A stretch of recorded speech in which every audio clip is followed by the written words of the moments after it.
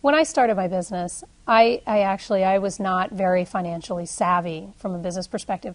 I went out and I took a class called Finance and Accounting for Non-Financial Managers, which I actually call it, financing for dummies. And I thought this was critical because even though at the time my husband was my CFO and he handled a lot of the finances, it was critical for me to understand what I needed to be watching in my business. And I've seen too many entrepreneurs that they'll delegate this fully and then never look at it again. Oh, my accountant's taking care of that. But you have got to keep your eye on the cash flow, not just your financials, but also your cash flow. There's a common misnomer that people that haven't been in business before say, oh, I've got all these customers, look at all this revenue I have coming in.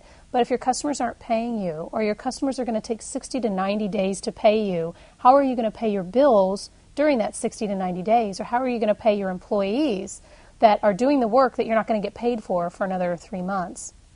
So really not using as an excuse that, oh, I don't understand financials. That's a horrible excuse. Figure out what you need to know and go out and learn that.